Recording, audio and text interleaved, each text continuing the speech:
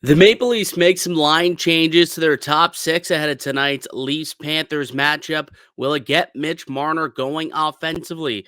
Well, we're going to talk about it on today's edition of the Locked On Leafs podcast, part of the Locked On Podcast Network. It's your team every day. You're Locked On Maple Leafs, your daily podcast on the Toronto Maple Leafs, part of the Locked On Podcast Network. Your team every day.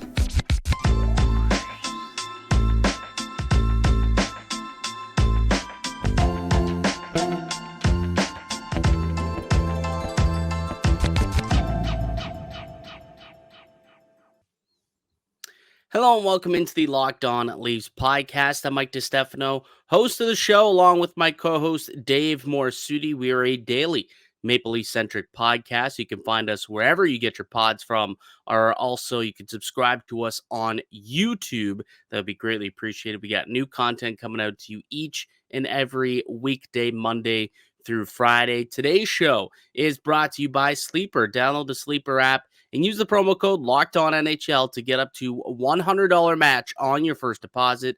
Terms and conditions apply. See Sleeper's terms of use for details. What's going on, Dave? How you been? Doing all right. I'm glad that our suggestion for the Leafs lasted a good old 24 hours. Yep. If you missed yesterday's show, we did come out and, this isn't a new topic by any means, but we felt that it was time to make a swap in the top six. It's interesting though, because we felt that maybe Keefe wouldn't want to tinker with the second line, which was true. He did come out and say that the reason why he was so hesitant to make the move to flip Marner and Nylander, which is what ended up happening, was because how well that second line is playing, but ultimately decided to make that switch. So the top six going to look a little different tonight against the Florida Panthers. Mitch Marner moving down to play with John Tavares and Tyler Bertuzzi. And then you'll have Matthews alongside William Nylander and Matthew Nyes. Do you like the move, Dave? Do you like it? I mean, I don't mind changing something that's not working, right? We came into the season saying that we weren't crazy of the idea of Matthews and Marner playing together. We understood why they were doing it, but we'd rather see that dual split, right? And I think personally, I wanted to see this happen earlier, like we went to start the season, right? Because now it was hard to justify making this move because Nylander is playing so well. But for me, people are saying, "Oh, the second line's been playing so good." There's no reason why Will Nylander can't still play well because he's playing with Auston Matthews. It's not like it's not like it's a demotion for William Nylander. If anything, it kind of speaks a little bit to how good he's been playing. That the coach is like, "All right, I'm going to throw you with Auston Matthews, and you're going to provide a little bit of a boost to that line." Yeah, absolutely. Like I don't look at this at all as this is going to hurt anyone. Like this is only going to be beneficial, I think, for everyone involved. Like even Mitch Marner and John Tavares, we've seen in the past those two play really, really well together. Like a couple of years ago, when he and Tavares were together, JT had his best career season. What, had 47, 48 goals that year, his first season in Toronto. And that was when those two were playing alongside each other. Matthews and Nylander last year, they were at plus 13 when they were on the ice together. They outscored at 5-on-5 alone. They outscored the opposition like 30-17. So, I think that this can work. We've seen it work in the past. And look, they had to do something because this team is built for them to get production from the top, and they were not getting that.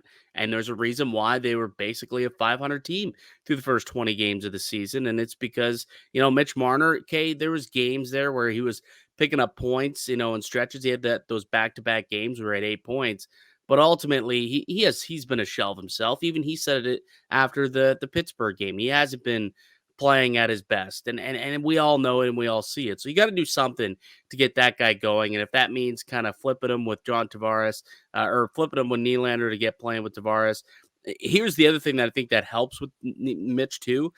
Now he doesn't have to go up against the team's, number one matchup duo, right? Whether it's the top defensive pair or the matchup matchup trio forward unit, because now they're going to be stuck against Nylander, Matthews, and Nyes, which should free up Mitch Marner a little bit to, be the Mitch Marner that he could be.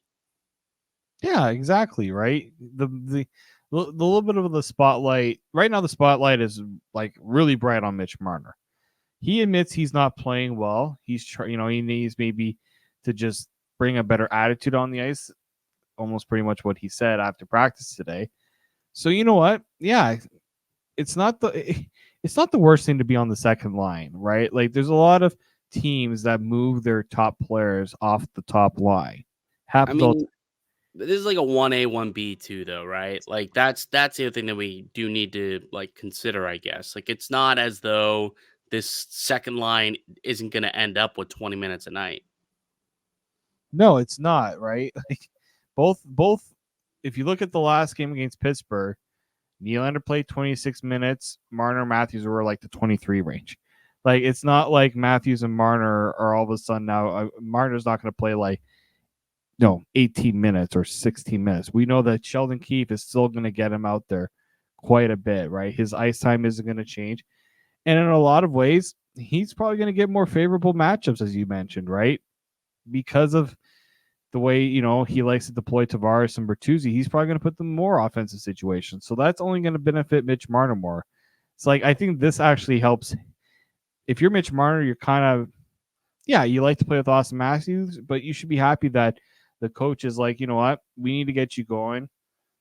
We're not going to do what some other people suggested, which was to put him on the third line. I don't know if you saw that.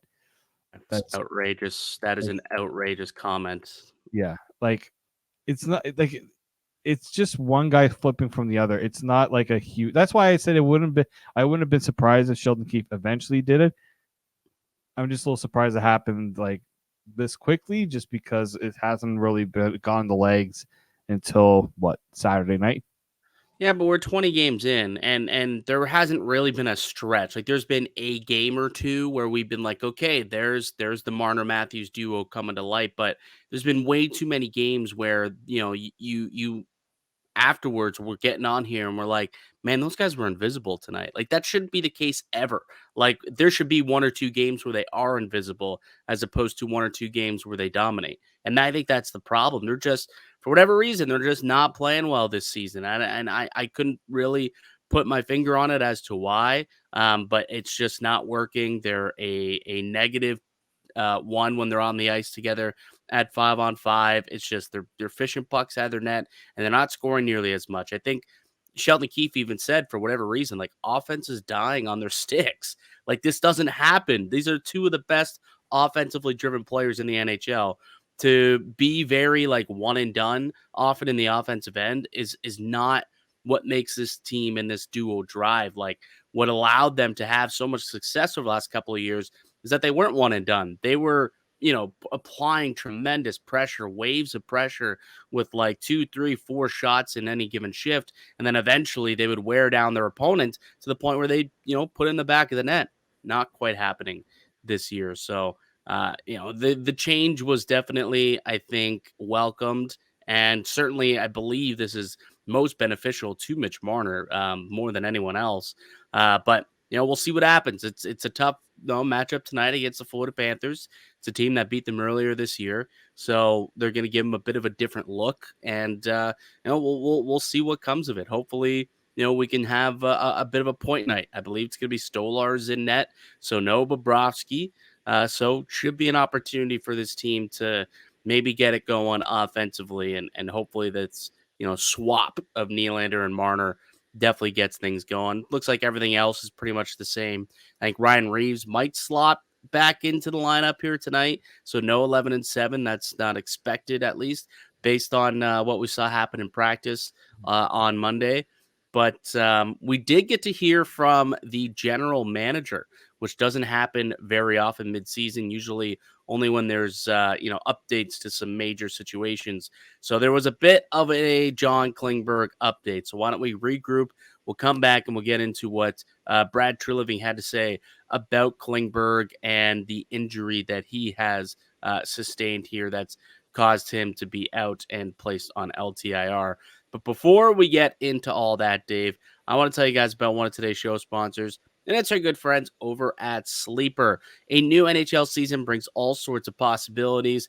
Matthews could score 50 goals, the Leafs could hoist the Stanley Cup, and you could win big by playing daily fantasy hockey on Sleeper, the official daily fantasy app of the Locked On NHL Network. Sleeper is our number one choice for daily fantasy sports, and especially daily fantasy hockey. Because with Sleeper, you can win 100 times your cash in daily fantasy hockey contests. All you have to do is pick whether studs like Matthews or Marner or Nylander, Tavares, Crosby, McKinnon, whatever star you want to choose, if they can record more or less than their sleeper projections for things like goals, assists, saves, plus minus, and more in any given game. To win 100 times your bet on Sleeper, you need to correctly predict the outcome of 8 player stats. You heard me, Leaf fans. You can win 100 times your money by playing daily fantasy hockey with Sleeper. So start paying attention and nail your picks so you can start winning big. Use the promo code LOCKEDONNHL and you'll get up to a $100 match on your first deposit.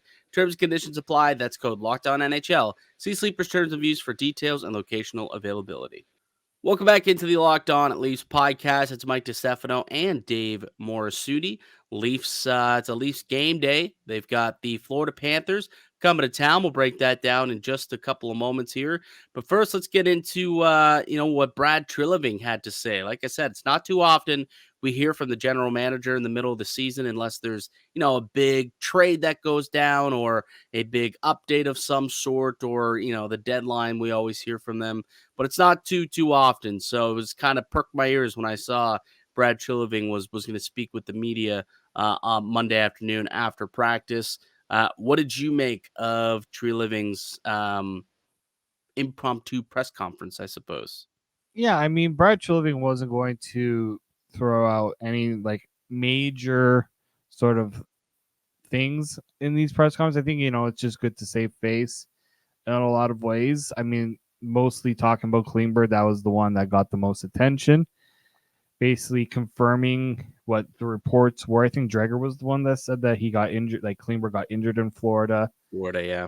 We now know it's a hip injury. So now that mysterious ailment actually has some confirmation of what it is. So now they got to wait and see if surgery is required. And if surgery is required, that's like a 4 to 6 months, maybe even more, 6 months minimum. I think it could be the season, man. Like it could be season. If it's surgery, it's probably season-ending surgery. I think that to me, and again, I have no inside information on, or I'm not, a hip doctor. I don't know exactly, but I'm pretty sure that that's probably what's holding up, like knowing whether or not it's going to be season-ending or not. If he needs surgery, that's probably it for Klingberg in Toronto. If he doesn't, then maybe they, reevaluate things in 6 weeks or so and see where it's at.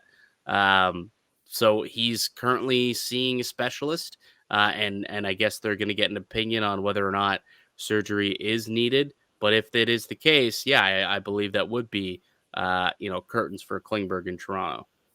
Like when Kucherov had his surgery, I believe it was like 8 to 10. Yeah, it was like 9 months. Yeah, it was like the whole regular season.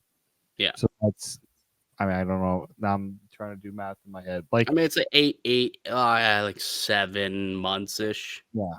Right. And so that to me is the big one there.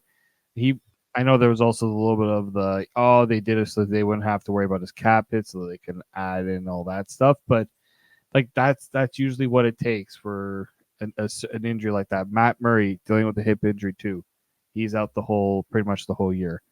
Yeah. So there was that. But the other one too is they were talking, I guess they were asking him about what are you looking? Are you like looking for things on the trade market? Obviously they got to wait to know what Klingberg's long-term status is before they can go out and make a trade, as you mentioned the other day. But he said this, and I'm going to quote Luke Fox here because he put down, the idea that you're always going to trade yourself out of issues isn't realistic. And to me, I found that to be quite an interesting line because he also admits the blue line is the focus. He's been like, even before the season, the blue line was something he wanted to address. Yeah. But then when he goes in and says you're not going to trade yourself out of issues, it's like, well, the issues were kind of created because the blue line wasn't addressed properly in the offseason.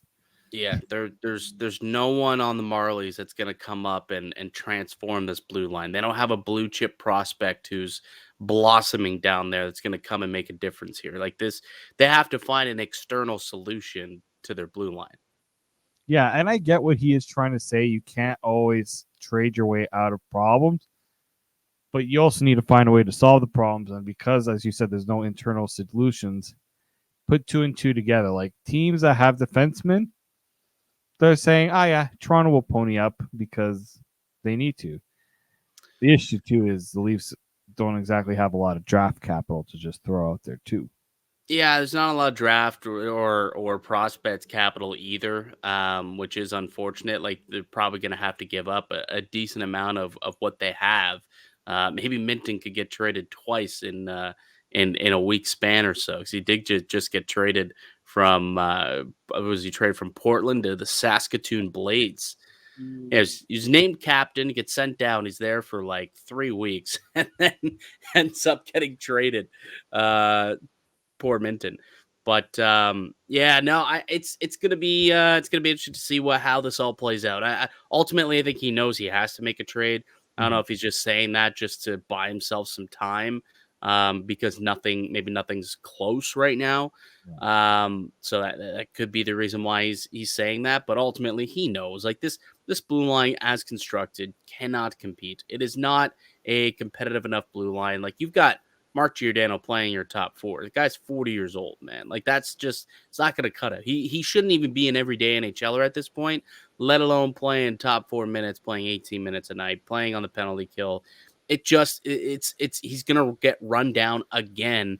And what we saw happen last year in the playoffs where the wheels fell off, like you can't afford for that to happen, whether he's playing top 4 or even third pair minutes, you can't afford that to happen. So, they got to find a way to get some depth on this blue line for sure, and find someone who can play in the top 4, whether that is Zadorov, whether that's Chris Tanev, whether that's the other names that we mentioned on our podcast last week. And go check that out if you like. We did go Black Friday shopping for some potential defensemen on our Friday show if you want to check it out. But there's options out there for the Maple Leafs to go after, who can fit the bill of what we're looking for. Defensive defenseman, big body, physical, preferably a right shot defenseman as well, right? So, there's a lot of guys out there who fit the bill. Whether or not the Maple Leafs want to pay the price is a bit of a different story, obviously, and whether or not teams are willing to move on from guys. Like, is Brett Pesce available? I don't know. That team, they want to win a Stanley Cup too. So are they willing to get rid of a top 4 defenseman for picks and prospects? I don't know. Well, I guess that remains to be seen. But yeah, Treliving's going to be working the phones for the next little bit. A deal will get made. Ultimately, I think for Klingberg, it sounds like he's going to be out for the year. Like everything I'm hearing and reading from, experts and insiders and, reporters is they're getting the sense that that's going to be it for John Klingberg, which means they've got cap space now to make the deal. Again, nothing is official, obviously, but it sounds like it's going to be leaning that way, in which case, yeah, Treliving's going to start taking a peek, and now that he has space, could probably make a deal at some point soon. So that is something to keep an eye on, obviously, over the next little bit. So it was good to hear from Treliving at the very least. So hopefully something does happen relatively soon with that blue line. All right, Dave, let's take one more quick break. When we get back, let's preview tonight's game. Leafs and Panthers back in Toronto. It's been a while since the Leafs have played a game on their home ice, so I guess it'll be nice to get back into the home building, or not, because the last homestand actually didn't go too well, if I recall correctly. But hopefully they can, change that with these new look lines. All right, we'll come back. We'll tee up tonight's game. And before we get to it, though, why don't you tell the good folks about one of our new show sponsors? Yes, today's show is brought to you by Collective. If you run a solo small business, you're an army of one, but you still need a CPA, bookkeeper, separate payroll solution, and more. Let Collective take care of the paperwork while you take care of your business. Collective is the #1 financial solution for freelancers, contractors, and self-employed entrepreneurs that lets you focus on your passion, not your paperwork. Let Collective handle all of the paperwork you dread, like corporate formation, compliance, taxes, bookkeeping, accounting, and even payroll. The best part, it's at a fraction of the cost of a CPA. Collective knows that if your business of one makes over $80,000 a year, you'll find the most value from their services. Join the thousands of solo entrepreneurs who have saved an average of $10,000 per year on taxes with their structure. Right now, Collective is offering 1 month free and no onboarding fee when you go to collective.com/LockedOnNHL and tell them LockedOnNHL sent you. That's a $550 value for free when you go to collective.com. That's collective.com/LockedOnNHL and tell them LockedOnNHL sent you. Welcome back into the Locked On Leafs podcast. It's Mike DiStefano and Dave Morassutti. We are hosts here at Locked On Leafs, a daily Maple Leaf centric podcast, which you can find wherever you get your pods at. Also up on YouTube. New episodes coming out every weekday, Monday through Friday. So make sure that you are subscribed and tuned into what's going on with the Leafs here on the Locked On Leafs podcast. Got a game tonight, back in action. Maple Leafs hosting the Florida Panthers, who will be on their second leg of a back-to-back. Dave, they're in Ottawa Monday night. I mean, I guess peek behind the curtain. We're recording this prior to that game being played, so unsure what's happening in that game, obviously. But they've lost a couple here in a row. The Florida Panthers have lost to the Bruins, lost to the Jets, so a couple of good teams. And now they're going up against the Ottawa Senators prior to coming in and taking on the Toronto Maple Leafs. Panthers took the earlier meeting between these two clubs. It was 3-1 back in Florida, which ironically, I guess, was the game in which John Klingberg originally got his injury, according to reports. How you feel about tonight's game here, Dave? Florida is always a tough matchup for Toronto, especially in Toronto. Luckily, no Alex Lyon this time, because I remember the last time I saw the Leafs play the Panthers, Alex Lyon was in net. This was before the whole playoffs, obviously. No Bobrovsky either, because it looks like Bobrovsky is going to start this game against Ottawa, so it's probably going to end up being Anthony Stolarz in goal. And yeah, I can't tell if that's a good or a bad thing, because, I mean, the Leafs just tend to get goalied by crap goalies, like random, run-of-the-mill journeyman goaltenders. Just they play the game of their lives when they're in Toronto. Always. Yeah, always. Yeah, and, they're healthier now, right? Aaron Ekblad's back. Brandon Montour is back. Yeah. Reinhardt's been arguably their best player this year, right? Yeah. It's really stepped up, contract year for him. So, I mean, this Panthers team thought they were going to take a bit of a step back because you looked at their roster and you're like, how are they going to keep things going? But credit the group, credit Paul Maurice. He's kept that team afloat during a very tough period. And I guess, the Ekblad and Montour injuries weren't as bad as initially thought. Like, I heard December they were going to come back. It's nearly end of November, so I guess the timeline wasn't too far off, but They survived it, man. They survived it. Like, they were second in the division when they returned to the ice. Bring up the line so we could take a look and have a visual of what the lines look like over on Daily Faceoff. Because I think that this is a good squad, and this is going to be a tough test, right? Like, you look at the last couple of games that Toronto's played, and it's been against some teams that aren't really in the playoff hunt as of now. Like Chicago, definitely not. Pittsburgh, they might end up there at the end, but like, this is a legitimate squad, a really, really good team. So Toronto, this is a much bigger and better test for them than they had the last couple of games since coming back home from Sweden.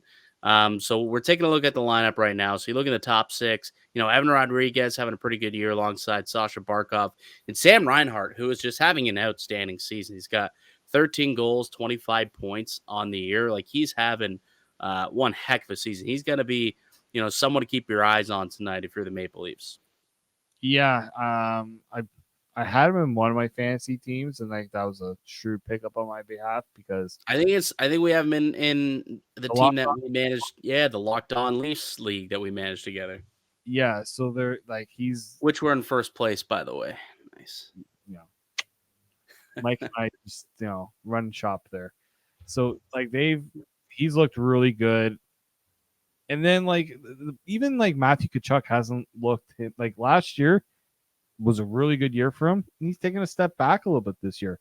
I wonder if there's a little bit of fatigue from, the year before that, the playoff run. He was like pretty much on his like at the end of his rope in that playoff round. Like he still has 17 points in 20 games. Not bad, but only 3 goals. So I guess look for Matthew Tkachuk to have a big night because that's usually what happens against the Leafs.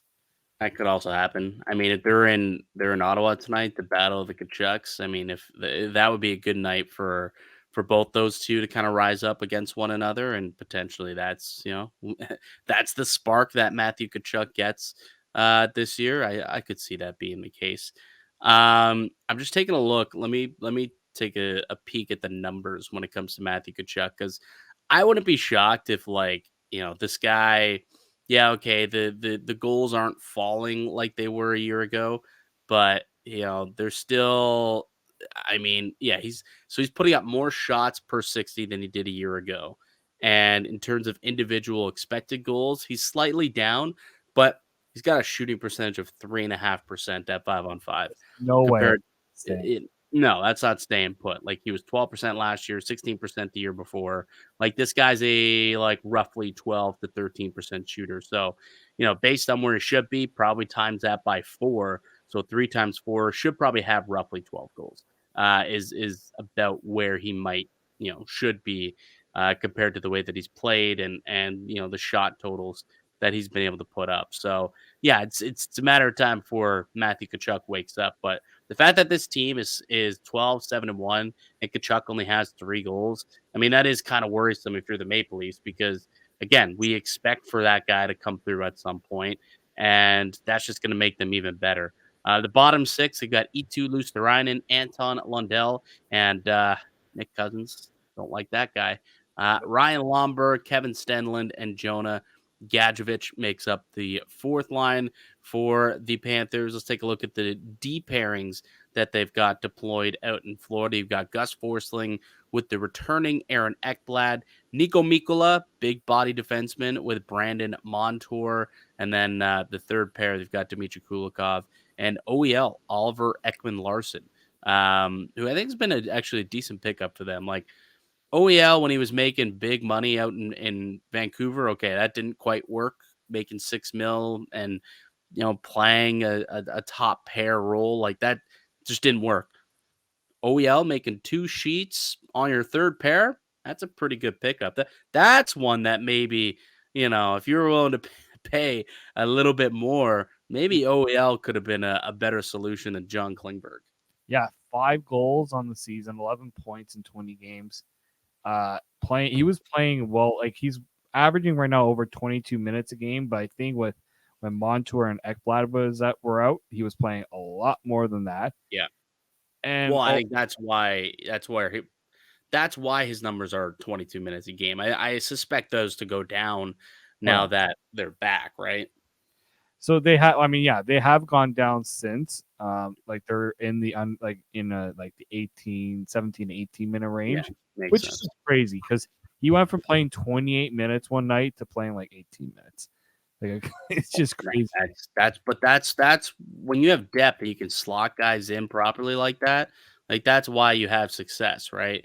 So Oliver Ekman-Larsson, you don't love him playing 24, 25 minutes a night.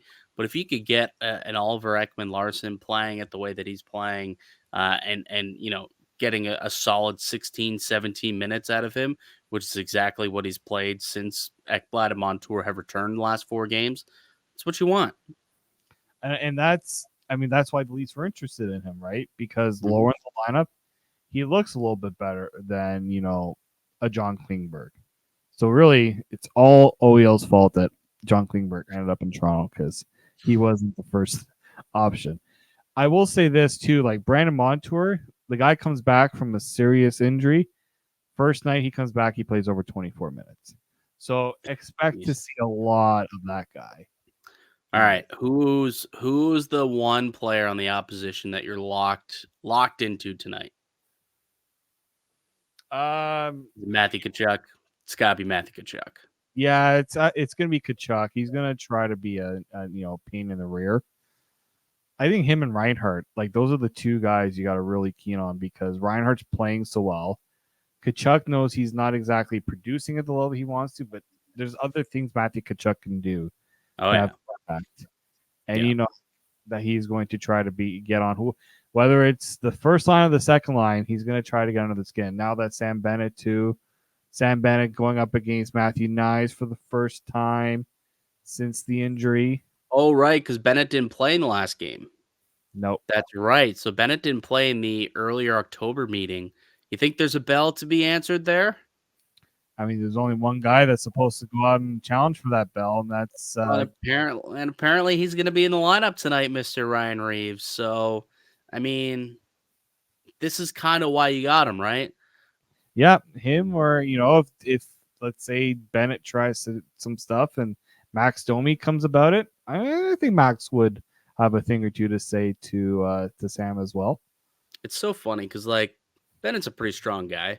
I think he's turned out to be a big boy within the NHL. But I'll never forget like the hoopla around the fact that he just couldn't do a pull up at the NHL draft or the NHL combine, and now he's turned out to be just like an enforcer. Well, not an enforcer, but pretty strong two-way type of player. Does kind of humor me a little bit. Yeah, we'll see if we get some fireworks tonight with potentially Sam Bennett. Maybe having to look over his shoulder anytime he's out there on the ice with one of those guys who could potentially be out there. Whether it is Jake McCabe, I think could be someone who could also step up for you and fight if need be, or Ryan Reeves or Max Domi, like you said. There's a couple dudes who could kind of stick up for Matthew Knies. Maybe Matthew Knies wants to get his first career fight, and maybe stick up for himself. Wouldn't that be something? Wow. Calling it right now if it happens because he listened to the podcast and he's like, yeah, you know what? I am going to stick up for myself. Definitely what would happen here. As for Toronto, Dave, give me a player that you're going to be locked in on for the Maple Leafs tonight. Matthew Knies. Yeah. Now you got Willie on that line, right? That's a prime opportunity for Matthew Knies to get some less attention on him or attention on the other guys. That's prime opportunity for him. Yeah, I'm be locked in on Mitch Marner. Like you look at the flip flop that we saw happen today, right? Marner on the second line now with Tavares and Bertuzzi. How does he respond to that? Is it going to help him? Are we going to see him get sparked tonight and have himself a successful evening? Lots of production. That's kind of what I'll be locked in on to see. And the body language, right? We saw it was highlighted a lot over the weekend. He was on the ice for 2 or 3 goals, I believe, throughout the weekend, and pretty down on himself, head hung low, and bad body language. Let's see if that can change tonight. If he can find himself on the ice for a lot more goals for than against, I'm sure that would do wonders for the headspace and the body language. So that's kind of what I'll be looking for and locked in on. How does Mitch Marner respond to the lineup adjustments? That's something that I'll be locked into. All right, buddy. Anything else before we get out of here for the day? Beat the Panthers. We want the Panthers. Yeah. That quite a bit. We want Florida. Remember, we want Florida. Yeah. Yeah. I mean, we never said that, but I do recall that being said by some of the fan base, and that quickly blew up in their face very quickly within 5 games. In fact, a week later. Anyways, all right. That'll do it for us here today on the podcast. I'd like to thank you all for listening and supporting the show. You can subscribe to the Locked On Leafs podcast on all platforms, including up on YouTube, and receive daily Leafs content. Follow myself on X at Mickey_Canuck. Follow Dave at D_Morassutti. Follow the show as well at Locked On Leafs. If you're watching here on YouTube, we would love if you could leave a like on this video and leave a comment down below as well. That helps with the algorithm, which definitely helps the show. So that would be greatly appreciated. You can reach out to us on Twitter as well with any comments that you'd like to make about today's show. We'll be back with another episode for y'all tomorrow. We'll break it all down. Leafs and Florida Panthers tonight, 7 o'clock puck drop. But until then, keep it locked right here on Locked On Leafs.